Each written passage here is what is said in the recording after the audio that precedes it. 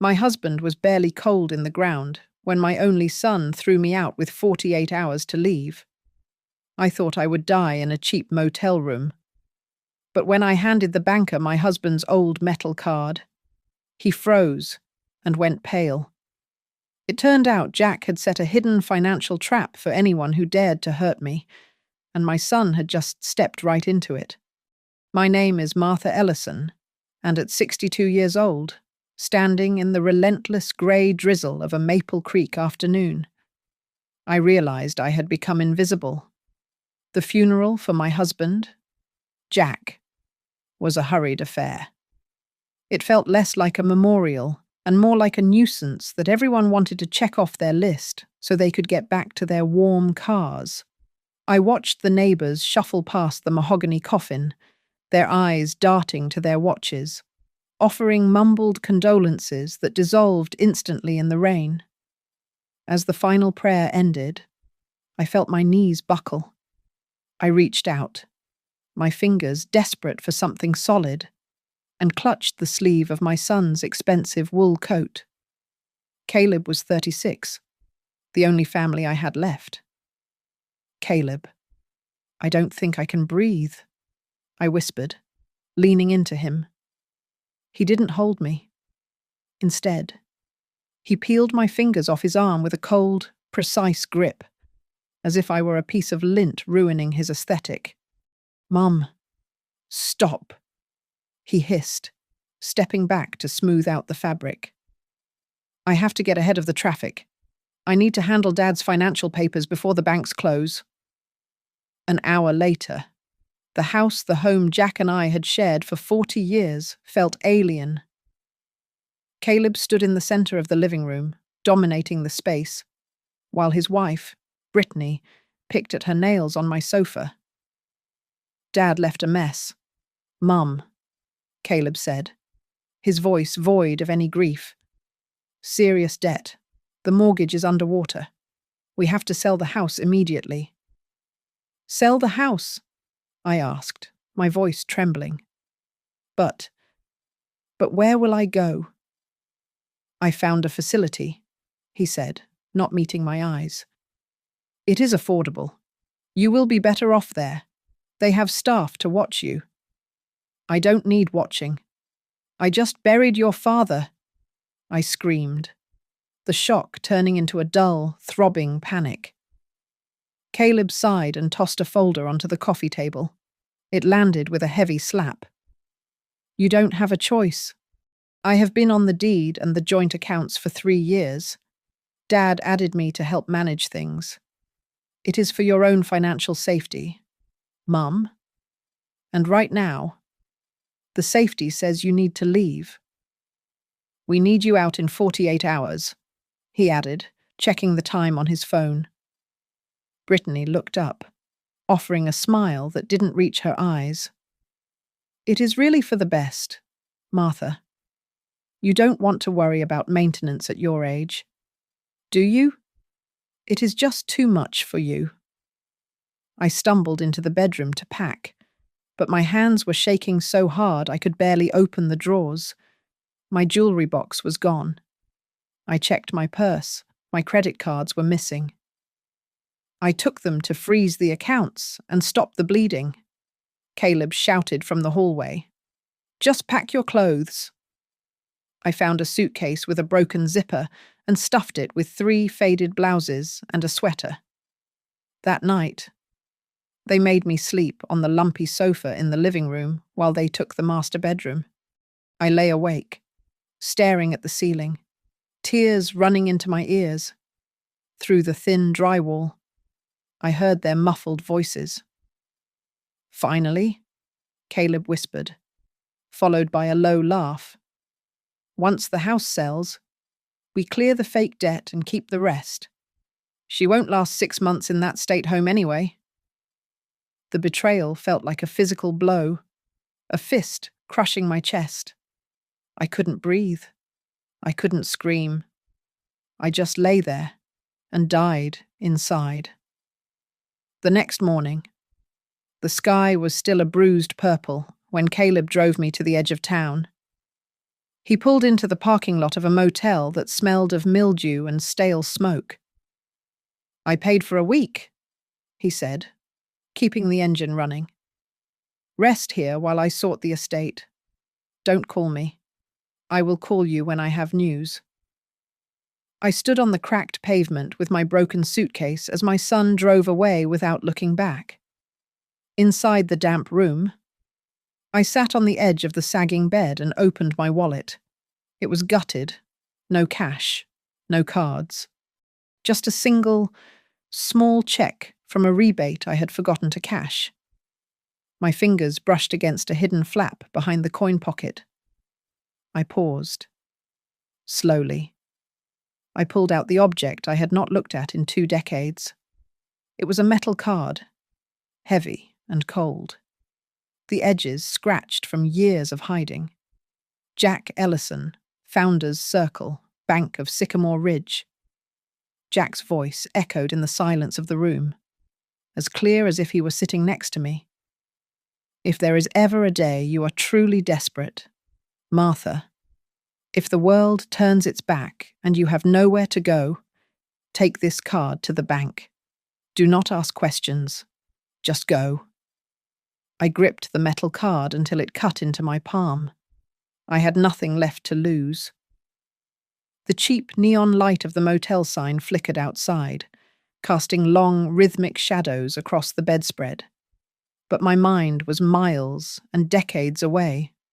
I was back in the 1980s, smelling the mix of industrial grease and stale coffee that always clung to our clothes when we came home from the Halcyon Ridge assembly plant.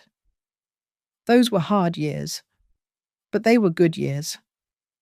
I worked the night shift on the assembly line, and Jack was a lead equipment repairman. We were a team. I brought home the paycheck, and Jack made sure it stretched. He was the one who sat at the kitchen table every Sunday night, a calculator and a stack of bills spread out before him, his brow furrowed in concentration. "Don't worry about the math, Marty," he would say, tapping the calculator with a calloused finger. "I have got it handled. You just keep the house standing, and I will keep the lights on." I trusted him completely. I never asked about interest rates or savings accounts. To me, finance was a foreign language that Jack spoke fluently, so I let him do the talking. It was a comfort to be ignorant, to believe that he was the solid wall between me and the chaos of the world. I remembered one specific afternoon in our kitchen, maybe 20 years ago. Jack was stirring a pot of chili, and he suddenly stopped, wiped his hands on a rag, and pulled his wallet out. He fished out this very same metal card, though back then it was polished and gleaming, not scratched like it was now. "Martha, look at this," he said, his voice unusually serious. "I call this Plan B for the twilight years." I had laughed, chopping carrots. "Plan B, Jack? We have a pension? We have the house. Why do we need a secret agent card?" He didn't laugh back. He held the card up to the light. "This card? This only has meaning if things get bad. I mean, really bad. If I am not here to fix things, you are not going anywhere." I had dismissed him, kissing his cheek. I didn't ask what account it was linked to. I didn't ask how much was in it.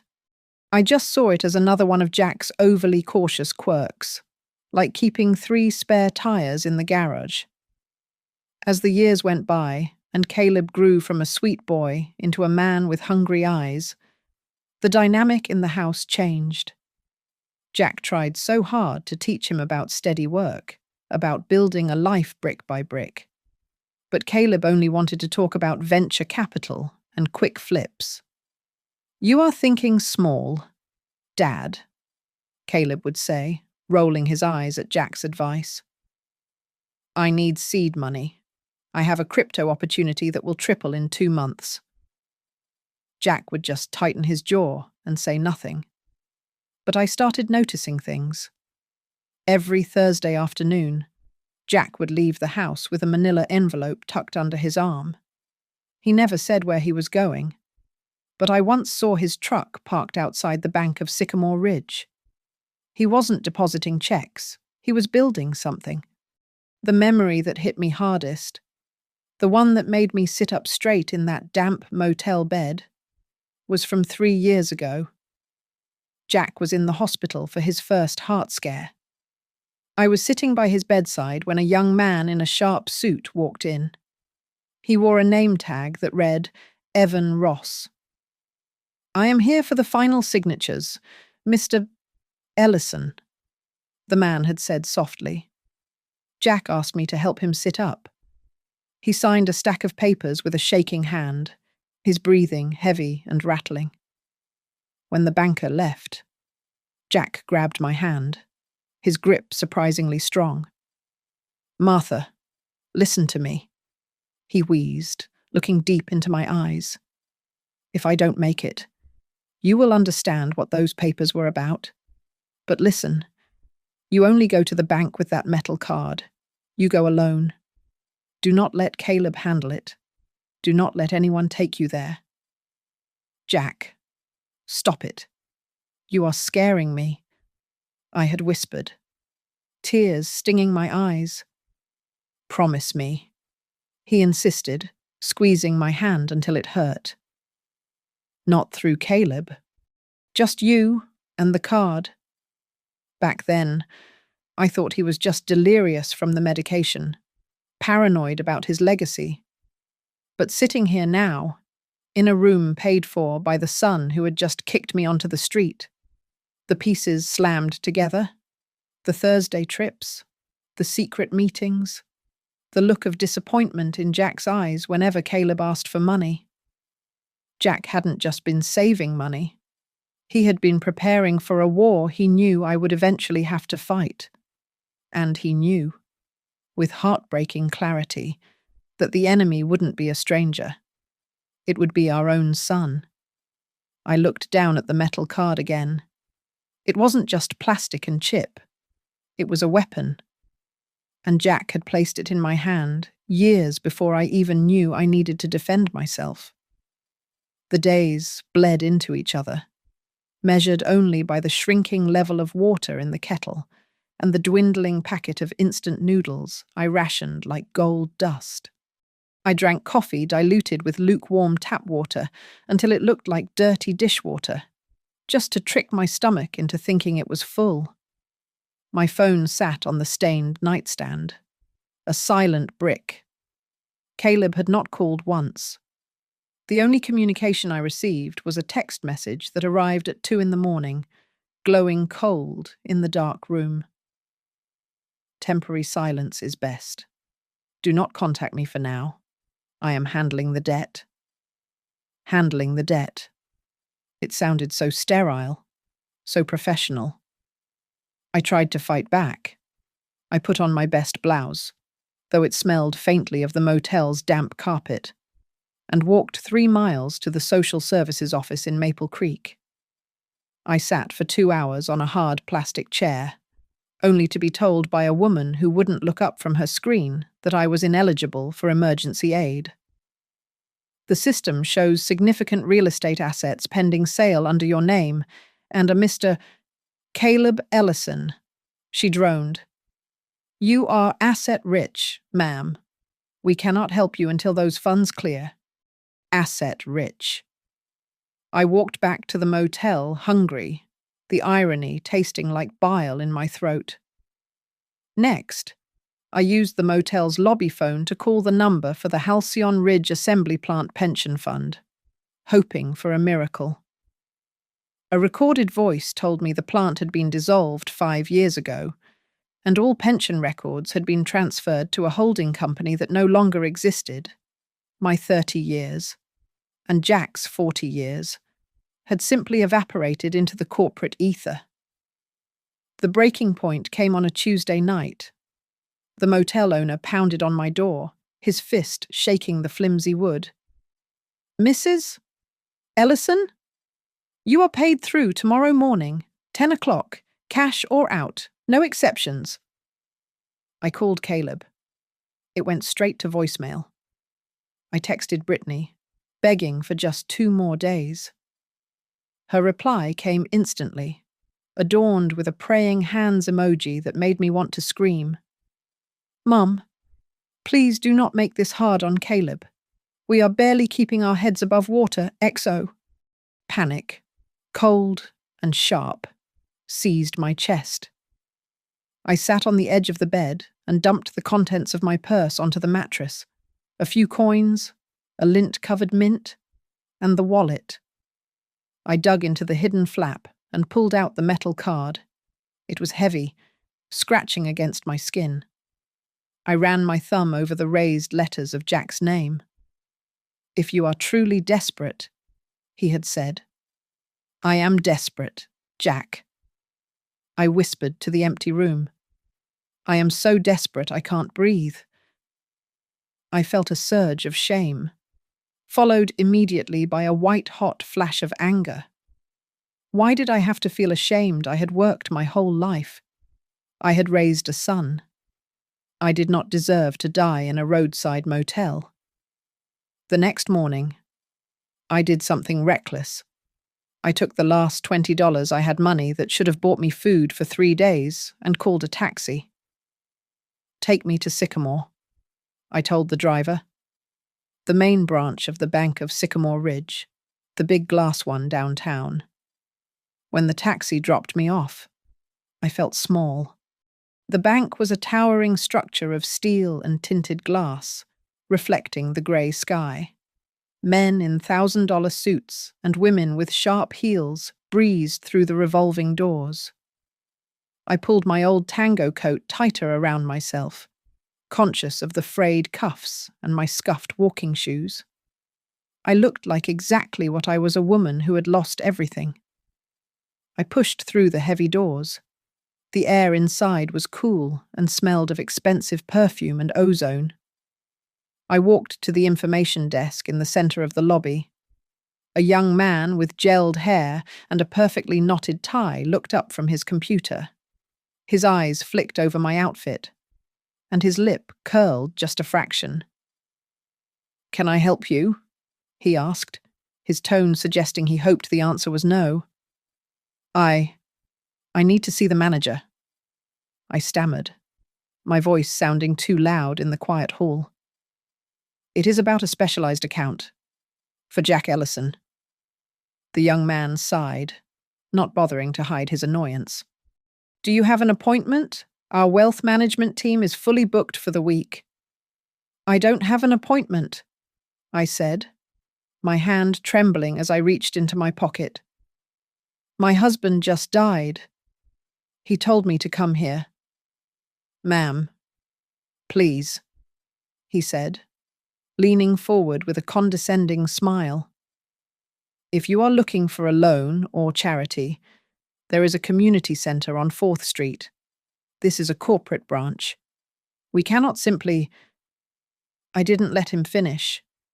I pulled the heavy metal card out and slammed it onto the marble counter.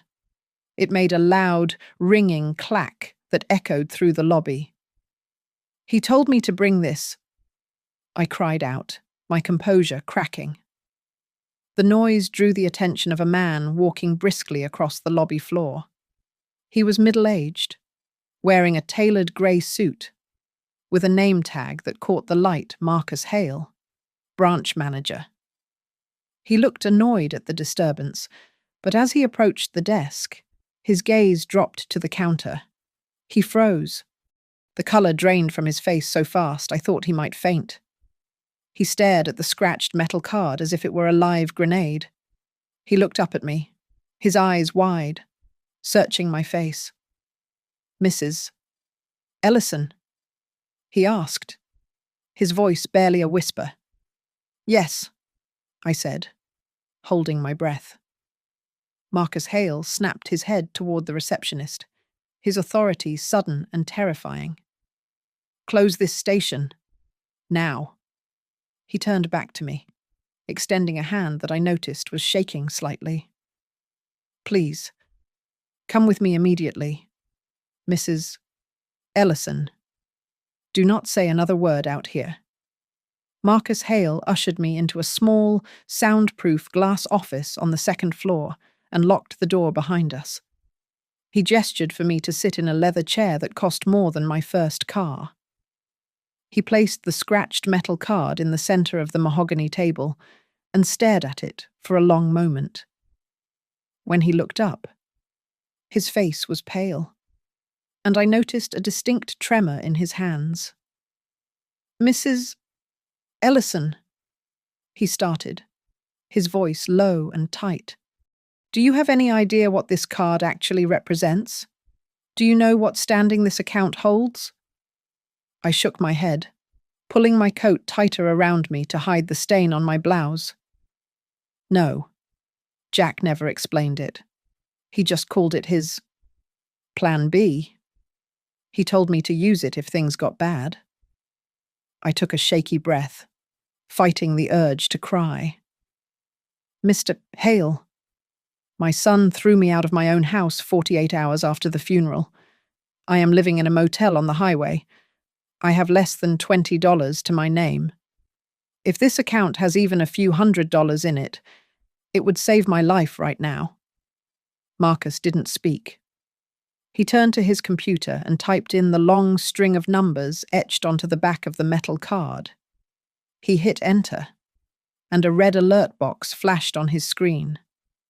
I saw him type in a complex password, then another.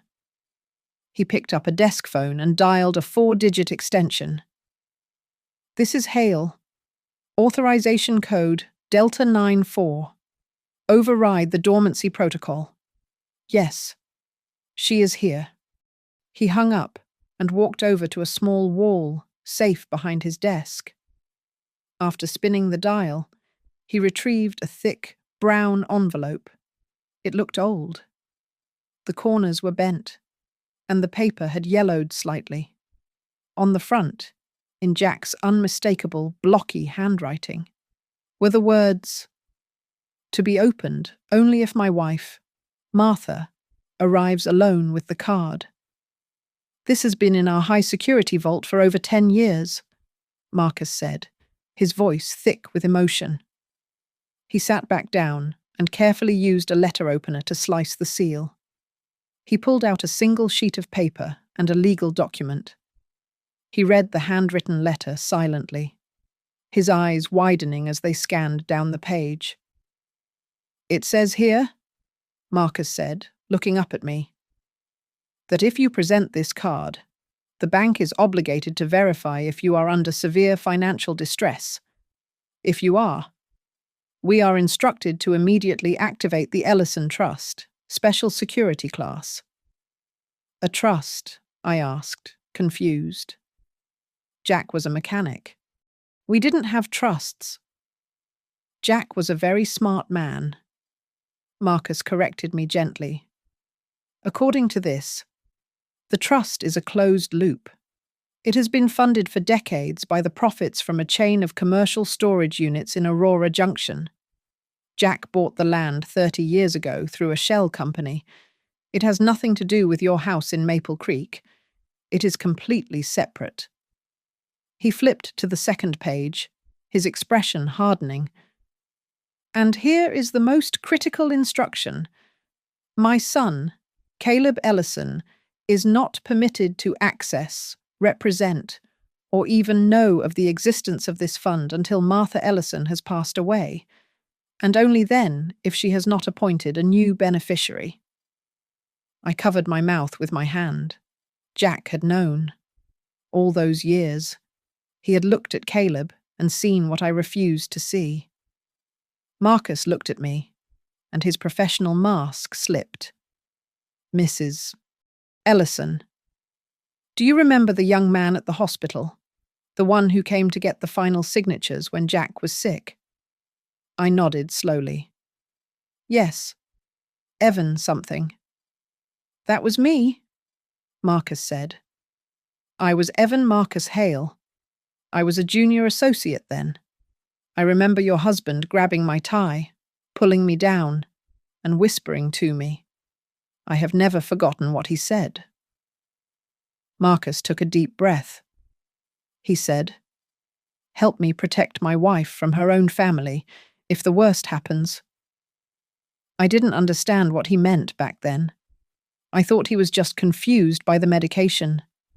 But seeing you here today, I don't understand, I whispered, feeling dizzy. Caleb took everything, the retirement accounts, the savings. How much can be in this secret thing? 5,000, 10,000. Marcus turned his computer screen toward me. The storage facility in Aurora Junction has been generating rental income for 25 years. Mrs. Ellison. Jack never touched a cent of it. He compounded the interest. He pointed to the bottom line on the screen. The Ellison Trust currently holds liquid assets and property value totaling just over $8 million. The room spun. 8 million. And that does not include the monthly cash flow, Marcus added softly. Jack built you a fortress, Mrs. Ellison, and he made sure your son couldn't find the front door. I gripped the leather armrests of the chair so hard my knuckles turned white. $8 million. The number echoed in my head, bouncing off the glass walls of the office. A wave of nausea hit me, followed by a hot, stinging flush of anger. I thought of the nights we sat in the dark to save electricity. I thought of the generic brand medicine Jack took because the name brand was too expensive. I thought of my own frayed coat. "He lied to me," I whispered, my voice shaking with a mix of rage and grief. "He let me clip coupons. He let me worry about the price of eggs, while he had millions sitting in a vault. Why? Why would he do that to me?" Marcus leaned forward, his expression grave. "Because he knew, Mrs. Ellison. Jack knew that if you knew about this money, you would have told Caleb. And if Caleb knew, he would have found a way to make you sign it over to him years ago. He would have drained this account dry before Jack was even in the ground." "I want it out," I said, panic rising in my throat. I didn't trust banks. I didn't trust papers. I only trusted what I could hold. "I want to close the account. Give me the money. All of it. I want to take it and run." "You can't," Marcus said, his voice calm but firm. "Jack set this up as a spendthrift trust with strict protective clauses. It is a closed loop. You cannot withdraw the principal sum. You cannot cash it out." "Then what good is it?" I cried, tears finally spilling over. "I am homeless, Mr. Hale. I am living in a motel room that smells like bleach and desperation." "Listen to me," Marcus said, sliding the legal document closer. "You cannot withdraw the $8 million, but the trust pays out a monthly stipend based on the interest. It is set at roughly $35,000 a month. That is your income now. Furthermore, the trust allows for the immediate purchase or rental of a primary residence, provided, and this is the key clause, the deed is held by the trust, not you. That means Caleb cannot touch it. He cannot sell it. He cannot kick you out." I stared at him, my mouth slightly open. $35,000 a month. That was more than I used to make in a year at the factory. Marcus flipped a page in the file. "There is one more thing. Jack left a default instruction for the secondary beneficiary. If you pass away, or if you choose not to name anyone else, the remainder of the trust does not go to your next of kin. It goes to a specific charitable program managed by the bank." He pointed to a paragraph at the bottom. It says here, "For the support of elderly women who have been abandoned or financially abused by their children." I covered my face with my hands. Jack had seen the future. He had looked at our son and seen a monster, and he had looked at me and seen a victim. "I have to admit something," Marcus said softly, his voice dropping to a murmur. "For 10 years, I have thought about this file. I used to lay awake at night wondering if I helped a man hide assets from his wife. I wondered if I was the bad guy. But seeing you walk in here today, wearing that coat, knowing what your son did..." He paused, taking a breath. "I realize now I wasn't hiding money from you. I was helping Jack build a bunker for you to hide in." I broke down then. I didn't cry for the money. I cried because, in the cold legalese of those documents, I heard Jack's voice. I heard his love. He hadn't abandoned me. He had been standing guard this whole time, waiting for me to find the key. "What do I do now?" I asked, wiping my face with a rough paper napkin Marcus handed me. "Do I tell Caleb? Do I rub this in his face?" "No," Marcus said sharply. "Absolutely not. You tell him nothing. As far as Caleb knows, you are still destitute. We need to get you secure first. I want you to meet with our internal legal counsel. We need to see if we can challenge the transfer of your old house. But for now, silence is your best defense." He pushed a small pile of papers toward me. "Sign here to accept the beneficiary status. And here." I signed my name, my hand steadier than it had been in days. When I finished, Marcus opened a drawer and slid a sleek, black debit card across the table. It had no name on it, just a silver chip. "This is linked to the operational account of the trust," Marcus said. "It is active immediately. Go find a hotel, a real hotel. Buy yourself a meal, buy yourself clothes." I picked up the card. It felt light, but I knew the weight it carried. "You are not just safe now, Mrs. Ellison," Marcus said, looking me dead in the eye. "You are not just a widow who was saved.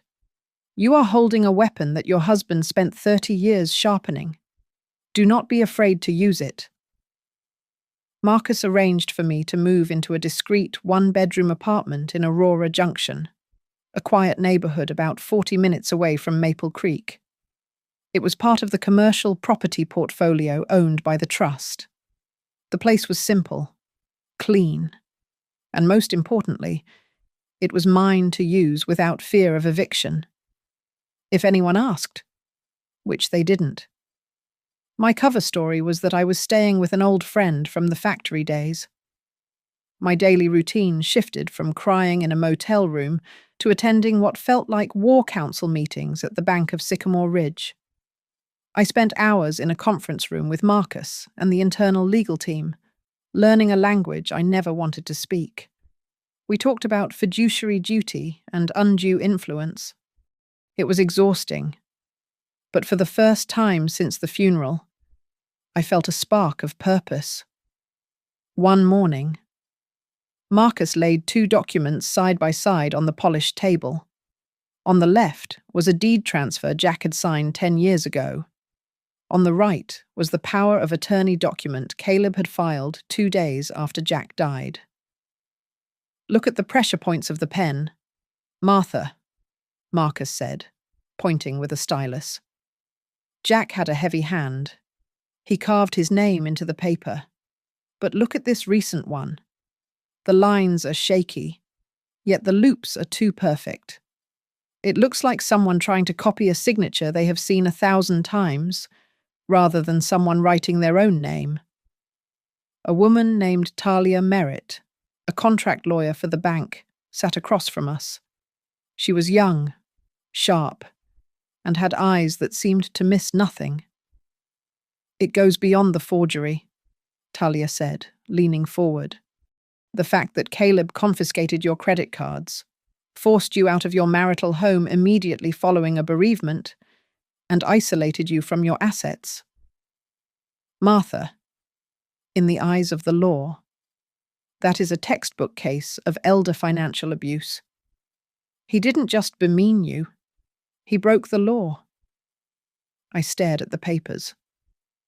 I just wanted enough to live on, I said quietly. I just wanted him to leave me alone. He won't leave you alone until there is nothing left to take. Talia replied gently. We have seen this pattern before. If we do not stop him, he will liquidate the house, drain the accounts, and leave you with debt you didn't create. Something inside me snapped then.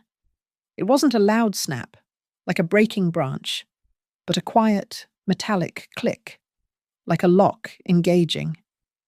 I thought of Caleb throwing my clothes into garbage bags. I thought of Brittany's fake smile. I am not going to let him do that, I said.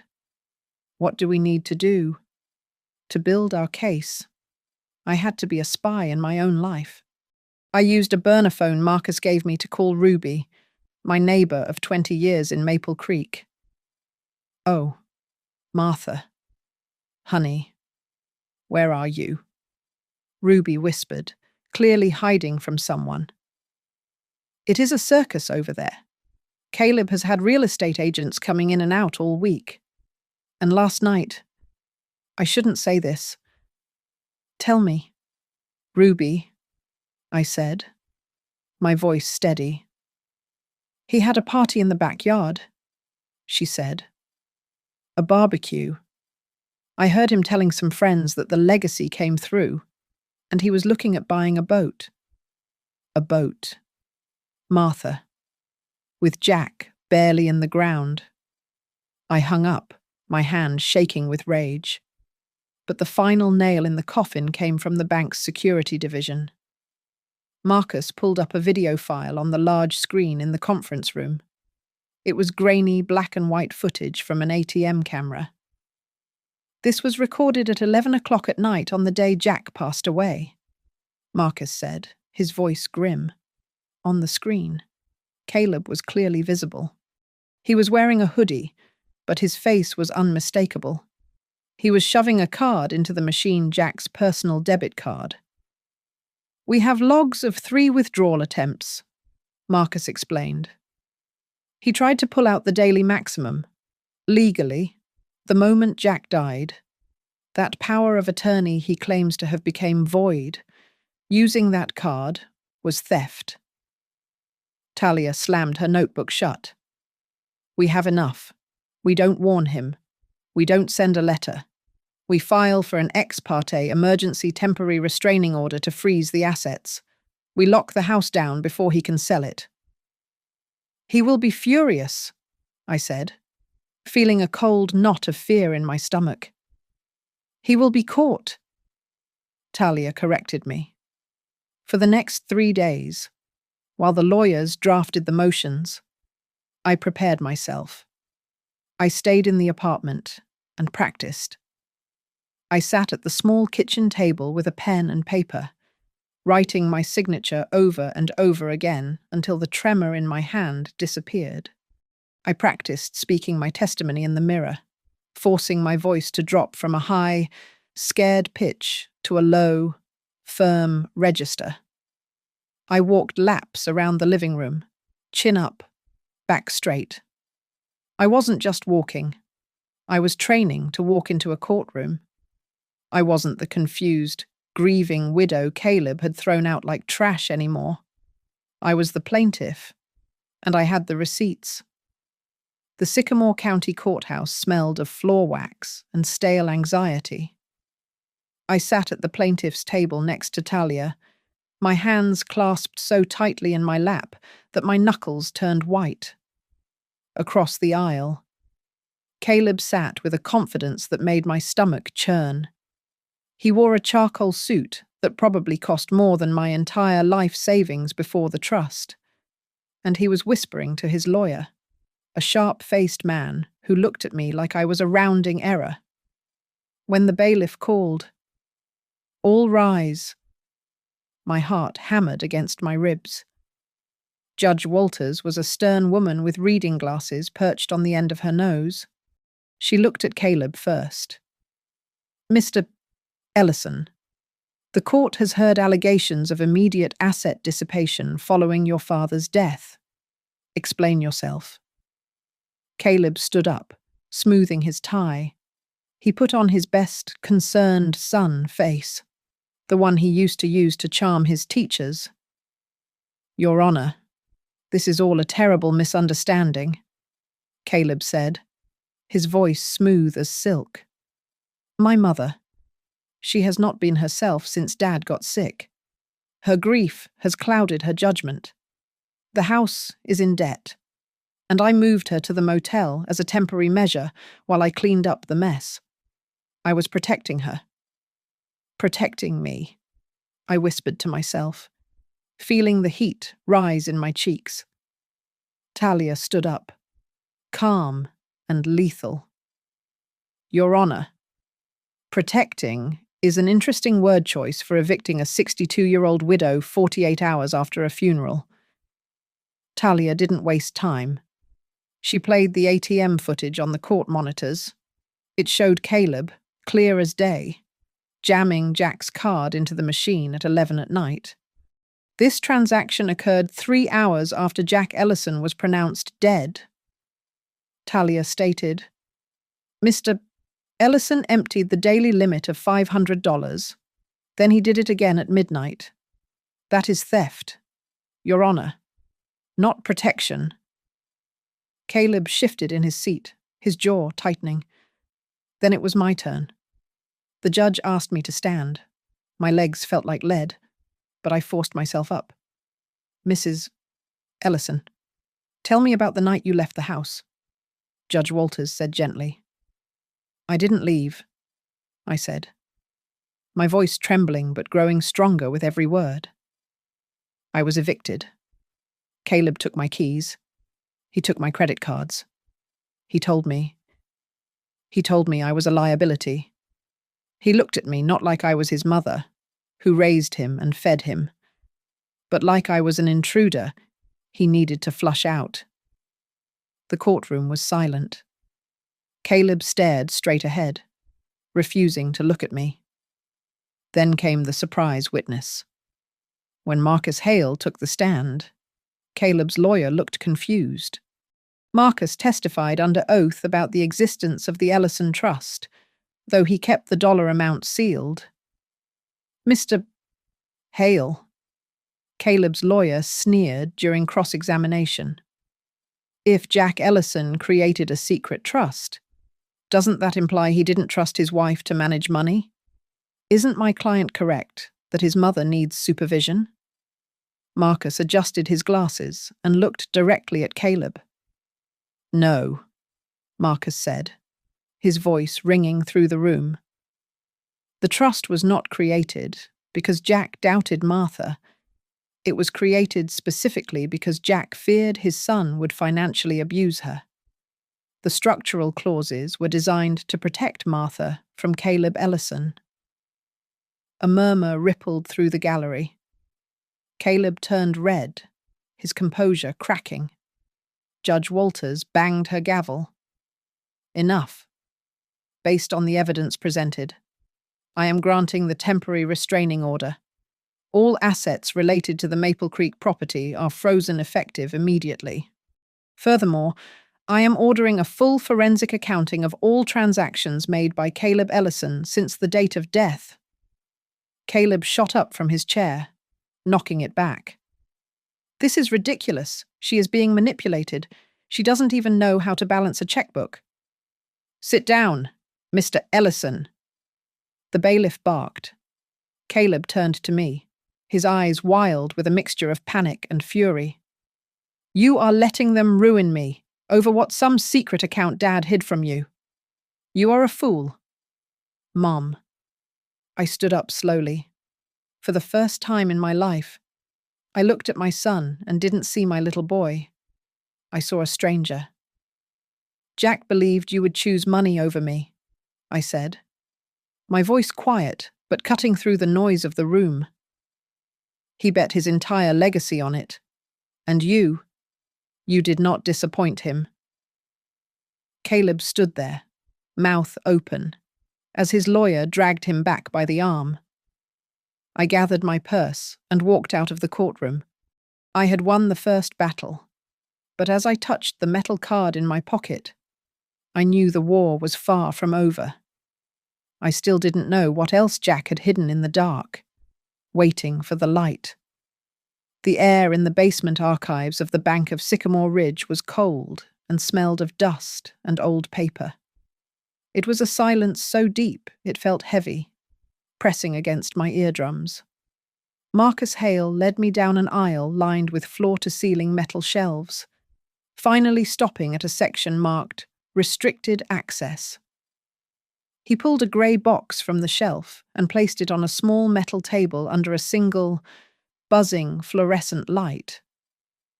"I went through the physical files again last night," Marcus said, his voice echoing slightly in the cramped space. "Digital records tell us the numbers, Martha, but paper tells the story. I found something else." He reached into the box and pulled out a second envelope. It was smaller than the first one, sealed with red wax that had cracked with age. On the front, Jack had written a specific instruction: "Open if Caleb or any Ellison attempts to leverage Martha after I am gone." "He knew," I whispered, my hand hovering over the envelope. "He didn't just suspect. He knew." "Go ahead," Marcus said softly. I tore open the envelope. Inside were copies of Jack's payroll records from the Halcyon Ridge assembly plant, dating back to the late 90s. Attached to them was a handwritten letter addressed to me. I scanned the columns of numbers, confused at first. Then I saw it. He diverted 40% of his salary. I asked, looking up at Marcus in shock. "But we barely scraped by. I thought the plant had cut his hours." I thought. "He didn't have his hours cut," Marcus explained, pointing to the deduction column. "He voluntarily reduced his take-home pay. He funneled almost half of his earnings directly into the trust for 20 years. Jack didn't just save extra money. Martha, he lived a half-life so you could have a full one if this day ever came." I felt a sob catch in my throat. I remembered the worn-out boots he refused to replace. I remembered how he would claim he wasn't hungry at dinner, so Caleb could have seconds. It wasn't poverty, it was strategy. I unfolded the letter. Jack's handwriting was firm, angry even. "Martha, if you are reading this, it means Caleb failed the test. I tried to teach him. I tried to show him that family is about service, not extraction. But every time I brought up money, I saw the greed in his eyes. He is my son, and I love him. But I cannot trust him with your life." The letter continued, outlining the true nature of the trust. It wasn't just a savings account, it was a character test. If Caleb cares for you, if he keeps you in the house and treats you with dignity, you have the power to dissolve the trust and share it with him. But if he hurts you, if he discards you, then you have the power to cut him out completely. You can change the secondary beneficiary to anyone you choose. Do not let guilt sway you. If he chose money over his mother, let him keep the money he thinks he has, and you keep the fortune he will never touch. I lowered the letter, my hands trembling. "He gave me the gun," I said, my voice shaking. He put the gun in my hand and waited to see if I would need to pull the trigger. Marcus looked away, looking uncomfortable. "I took a commission when I set this up for Jack years ago. It was just business then. But reading this, I feel like I am standing in judgment of myself too. I have to ask myself if I am just a banker, or if I am a human being." He looked back at me. "You have the power to change the beneficiary right now, Martha. You can ensure Caleb never sees a dime of this, even after you are gone. My mind flashed back to the years of concessions. I remembered Caleb coming to us with his logistics startup idea.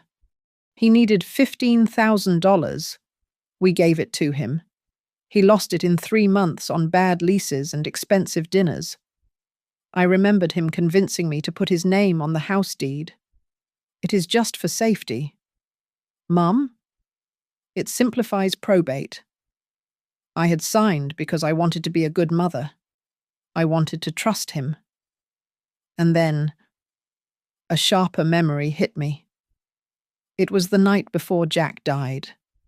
He was in the hospital bed, his skin grey and clammy. He had grabbed my wrist, his eyes wide and desperate, trying to pull himself up through the fog of morphine. The card. Martha, he had rasped, his breath rattling in his chest. Don't let him. But the coughing fit had taken him, and the nurses had rushed in, pushing me back. I had thought he was delirious. Now I knew he was trying to give me the final code to the vault. I stood in the dim light of the basement, surrounded by the ghosts of paper and ink. I wasn't just a widow anymore. I was the executor of a 20-year-old judgment. He made his choice. Marcus, I said, my voice hardening into something cold and final. Caleb chose the house. He chose the quick cash. He threw me away like I was nothing. I folded the letter and placed it back in the box. I want to change the beneficiary, I said. Jack gave me a choice. I am going to make it. Standing there in the underground archive, I felt the heavy weight of the metal card in my pocket. It wasn't just money. It was the tangible proof that one man had loved me enough to build a wall around me, and one man had loved himself enough to try and tear it down. I knew exactly what I had to do next. Talia Merritt laid 2 sheets of paper on the polished conference table, her expression neutral. We have 2 paths. Martha, she said, tapping the paper on the left. Path 1 is the settlement. We use the existence of the trust as leverage. We offer Caleb a small, undisclosed lump sum, maybe $50,000, in exchange for him signing a quitclaim deed on the Maple Creek house and dropping all challenges. It is quick. It is clean. You get your home back, and he goes away. She shifted her hand to the paper on the right. Path 2 is the scorched earth approach. We reject all settlement talks. We proceed to a full trial. We expose the financial abuse publicly. We petition for legal fees. Given the evidence of the ATM withdrawals and the forced eviction, the court could potentially rule that he has forfeited any claim to your estate forever. It will destroy his credit score. It will likely bankrupt him. And it will be on public record for any future employer to see. Marcus, who had been standing by the window, turned to face me. You need to think about this carefully, Martha. He is still your son. Are you prepared to live the rest of your life knowing you were the one who swung the hammer that broke him? I didn't answer immediately. I went back to my small apartment in Aurora Junction and spent 3 nights staring at the ceiling. I tried to hate Caleb. I really did. But every time I closed my eyes, I saw the 6-year-old boy who used to scrape his knees and come running to me for a bandage. I saw the teenager who once punched a bully for making fun of his cousin. I kept asking myself, is that boy still in there? Is he just scared? Is he just drowning in debt and making terrible choices? I had to know. I couldn't destroy him without giving him one last chance to be a human being. I wrote him a letter. Not a text, not an email. A handwritten note. Caleb, meet me at the diner on Route 9. No lawyers, no bankers. Just you and me. Please. I sat in a booth at the back of the diner for 45 minutes before he showed up. When he finally walked in, he didn't look remorseful. He looked annoyed. He slid into the booth opposite me, not bothering to take off his sunglasses, his eyes glued to his phone screen where lines of green and red numbers were scrolling by. I have 15 minutes. Mom, he said, not even looking at me. The market is volatile today. Let's make this quick. You look tired, Caleb? I said softly, searching for a trace of my son in his face. I am tired because my assets are frozen, he snapped, finally putting the phone down on the table, face up. I noticed his thumb hover over the screen for a second before he set it down. Let's cut the chase. How much do you want? What is the number to make this go away? I felt a cold stone settle in my stomach. I don't want a number. Caleb, I want to know why. I want to know how you could leave me in a motel room with $20. I am your mother. Caleb laughed, a harsh, barking sound that made the waitress flinch 2 tables away. Oh, stop the victim act. You were fine. You had a roof. Meanwhile, Dad had millions stashed away in some secret fund that is family money. Mum, that is my inheritance he stole from me to play his little spy games. He didn't steal it, I said, my voice rising. He saved it. He protected it because he knew you would do exactly this. He was paranoid. Caleb slammed his hand on the table. And you are clearly not all there. I am going to sue the bank. You know. Conspiracy. Undue influence on a senile old woman. By the time I am done, I will have that trust, and you will be in a home where you belong. I looked at the phone sitting between us. The screen was dark, but I saw the tiny red dot of the recording app pulsing at the top corner. He was recording me. He was trying to get me to say something angry, something crazy, something he could use to prove I was incompetent. But as I listened to him rant about his rights to the money Jack had earned with sweat and blood, I realized something that broke my heart and freed me at the same time. He wasn't recording my incompetence. He was recording his own cruelty. You really don't care if I live or die, do you? I asked, my voice deadly calm. As long as the check clears. I care about reality, Mum, he sneered. And the reality is, you are a hurdle I need to clear to get what is mine.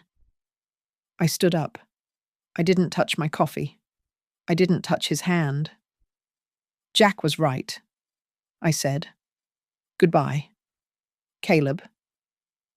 I walked out of the diner, leaving him there with his phone and his rage. I got into my car and drove straight to the bank of Sycamore Ridge. I marched into the conference room where Talia and Marcus were waiting. Do it, I said. No settlement, no mercy. We go to trial. Talia nodded, opening her laptop. And the beneficiary status? Change it, I commanded. I want to remove Caleb Ellison as the secondary beneficiary immediately. I want to designate a new successor. And I want it to be someone that will make sure he knows exactly why he lost. Are you sure? Marcus asked gently. I have never been more sure of anything in my life, I replied. My husband didn't leave me a fortune to negotiate with terrorists. He left it to me to clean up the mess, and I am finally cleaning it up. The mandatory mediation session took place in the grand hall of the Bank of Sycamore Ridge, a space designed to intimidate with its vaulted ceilings and marble floors. It wasn't just us anymore, because the restraining order had become public record. A small group of local journalists sat in the back row, pens poised. They smelled a story about elder abuse, and Caleb looked like he was trying to sell them a story about a misunderstood son. Caleb sat with his lawyer, looking bored and checking his watch. He clearly thought this was a formality. He thought the bank would cut a check just to make the cameras go away. His lawyer, a man with a shiny suit and a louder voice, stood up first. "Your Honor?" The lawyer boomed, addressing the mediator. "My client's mother is now the beneficiary of a trust worth over $8 million. She is secure. It is only equitable that the remaining assets, specifically the family home and a portion of the trust's yield, be distributed to the legal heir. Caleb Ellison has rights." Marcus Hale stood up. He didn't look at the lawyer. He looked at the journalists. "The Ellison Trust is not a standard inheritance," Marcus said, his voice amplifying through the room. "It is a conditional instrument. I have permission to read the primary clause written by the late Jack Ellison." Marcus adjusted his glasses and read from the yellowed paper. "My son, Caleb, shall inherit the secondary rights to this fund, if, and only if, my wife Martha testifies that she feels safe, loved, and respected by him in my absence. If she feels threatened, the fund remains sealed to him forever." The room went deadly silent. Caleb shifted in his seat, his smirk faltering. "That is subjective," Caleb's lawyer argued. "You cannot base $8 million on feelings. We can base it on facts." Talia interrupted. She pressed a button on her laptop. "Your Honor, Mr. Ellison submitted a recording of a private conversation with his mother as evidence of her alleged incompetence. We would like to play a segment of that same recording." Caleb's voice boomed through the speakers, distorted but unmistakable. "I care about reality, Mom. And the reality is, you are a hurdle I need to clear to get what is mine. As long as you are breathing, the money isn't mine." The gasp from the gallery was audible. Caleb turned pale. He had submitted that tape to prove I was stubborn. He hadn't realized he had handed them a confession of his own malice. The mediator, a retired judge with eyes like flint, looked over his spectacles at Caleb. "Mr. Ellison, you have not only failed the moral condition your father set, but this recording suggests intent to defraud and abuse a vulnerable senior. I am ruling in favor of the bank and the beneficiary. You get nothing. No settlement, no house, no trust." Caleb jumped up. "You can't do that. That is my father's money. And this is my decision," I said, standing up. My legs were shaking, but my voice was not. I turned to the room. "As the sole beneficiary with the power to appoint a successor, I made a change to the trust yesterday." I looked directly at Caleb. "You are no longer the secondary beneficiary. Caleb, I have removed you entirely. The new beneficiary is the Compass Haven for Elder Women. It is a non-profit organization I registered yesterday." Caleb looked like he had been slapped. You gave it to a charity to strangers." "And one more thing," I continued, motioning to Talia. "The trust has authorized a purchase this morning. We bought the debt on the Maple Creek house. It is no longer yours to sell. It now belongs to Compass Haven." I took a step closer to him. "I am turning the house into a shelter. Caleb, the very home you threw me out of will now be a place where women like me can sleep safely when their children abandon them. You are evicted, effective immediately." Caleb's face twisted into a mask of pure, ugly rage. He lunged forward, but was held back by his lawyer. "You traitor!" he screamed, his voice cracking. "You betrayed this family. You chose strangers over your own blood. The cameras flashed, capturing his meltdown. I didn't flinch.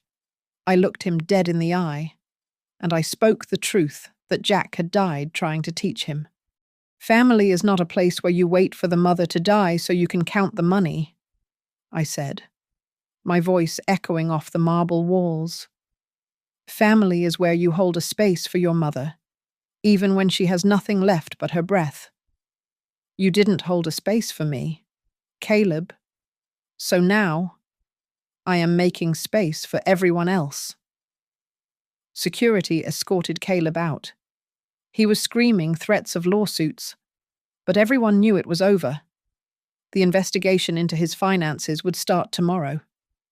He had lost everything. Later, in the quiet glass office, Marcus handed me the old metal card one last time. You don't need this anymore, he said gently. You have the new accounts. You are safe. I took the scratched piece of metal and ran my thumb over Jack's name. I will keep it, I whispered. I don't need it to be rescued anymore. I need it to remember that I saved myself.